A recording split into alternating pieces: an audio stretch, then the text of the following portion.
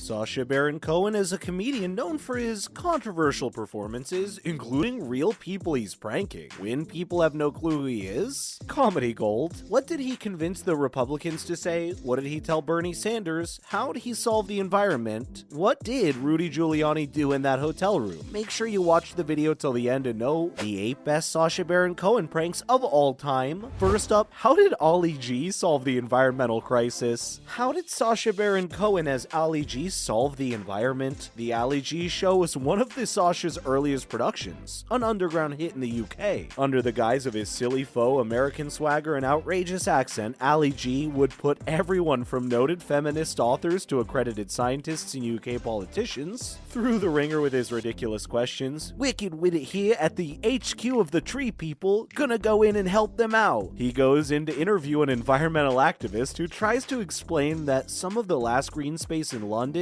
is planned to be replaced with a multi-story cinema and car park. He proceeds to ask if it's going to be a nice new one, quickly taking the side of the cinema builders with a swift "but they is wicked, no?" expressing his enthusiasm at the thought of a nice new movie theater replacing all the trees. He was ejecting from Tree People HQ shortly thereafter, but not before suggesting they knock down the crappy movie theaters of London to build trees over them. What do you think? Ali G saved the environment by flowing like water, or has Sacha oversold his contributions to the cause? Let us know in the comments. Next up, what did he tell Bernie Sanders to do about the 99%? 2018 was a hot year in American politics. At the height of the midterm elections and smack in the middle of the Trump presidency, Sacha Baron Cohen managed to arrange a direct interview with Bernie Sanders, going in under false pretenses as a right-wing reporter running his very own conspiracy theory website under the name Billy Wayne Ruddock Jr. He gets Bernie to begin with a normal stump speech talking about a point with the 1% hoarding wealth and increasing suffering for 99% of Americans on the basis of greed.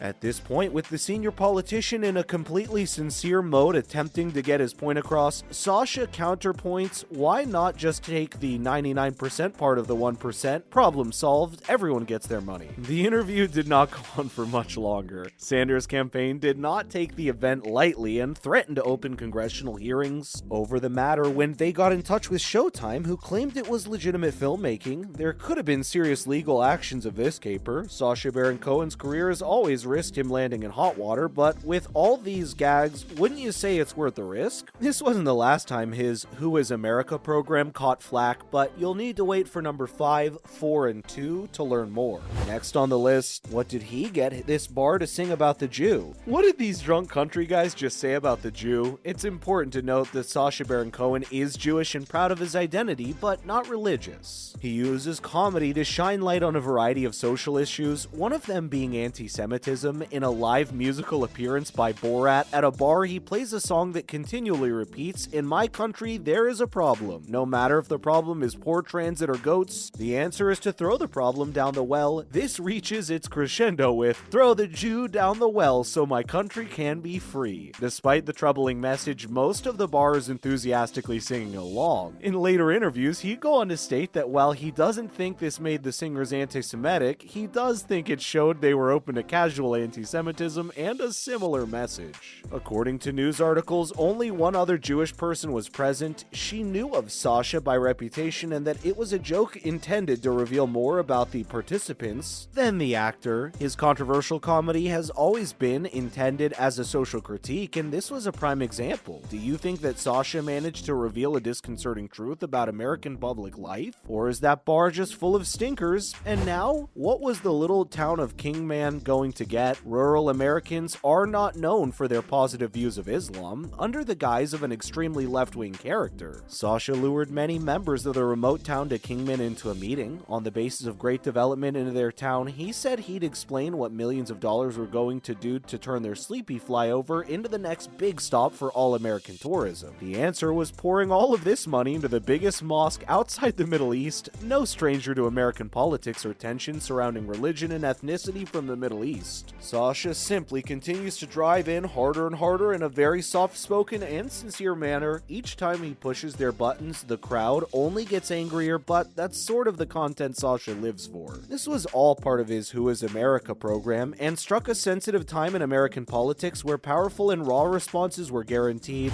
Next Next on the docket, how did Bruno get mooned on the beach? Under the guise of his flamboyantly gay character Bruno, Sacha Baron Cohen has done everything from convert to Christianity to enjoying his own film where he got lost someone else's baby. In a particularly memorable moment, he convinced a group of loudmouth partygoers to scream P-A-R-T-Y, take off their shirts, and eventually moon them. At the end, he implores them to say hi from Daytona, Florida to Austria Gay TV. This is an older clip, and LGBTQ+ acceptance was not quite where it's at today. Suffice it to say, the partygoers were a bit flustered. The actor's known for neon-colored Speedos and other flamboyant displays in a lot of his work, and reactions to his audience's appearance are often telling about how bodies are perceived. And now, how did he get free room and board from total strangers, pretending to be a wandering Cossack father and daughter duo in America for an important marriage? Sacha spent 5 days with 2 conspiracy theorists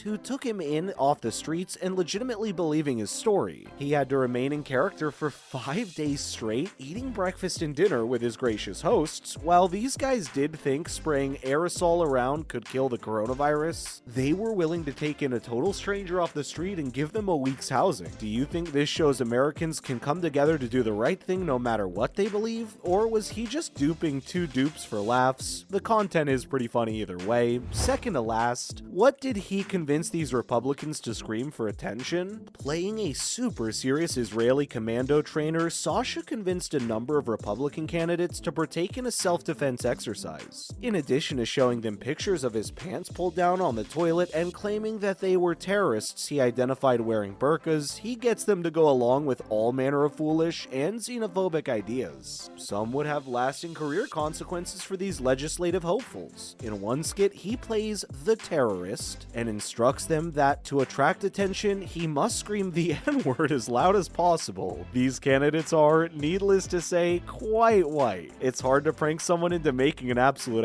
out of themselves with a live camera they know is rolling, but somehow Sacha just never fails to deliver. That it runs on Showtime is even more impressive. Can you think of another comedian or actor who comes close to getting incredibly image-conscious politicians to reveal so much about themselves? The obviously inappropriate scandal was fully filmed, and he convinced them screaming this word would help attract attention to save him in the event of a terrorist kidnapping. Do you think that you'd help a politician screaming that with a gun to his head? Finally, what did Rudy Giuliani do in that hotel room? Are we sure Rudy should be allowed in a hotel room alone with anyone? Under the guise of his ludicrous Middle Eastern caricature Borat, Sacha left his understudy Maria Bakalova playing Borat's daughter. This is part of the sequel to his best-known work, Borat's subsequent movie film. This astounding final features Rudy Giuliani leaning back on a bed with a young woman next to him and beginning to adjust his pants. The former politician claims he was tucking his shirt in, but is that normally something you need to lie on your back on bed for? Things were about to get far too sexual, so Sacha burst the bubble in the best way possible. In one of the most iconic moments in Borat's film history, Sacha emerged with a cry of, "She's 15, she's too old for you," making a mockery of Giuliani and coming to the rescue for his co-star he legitimately felt might be at risk of being exposed to inappropriate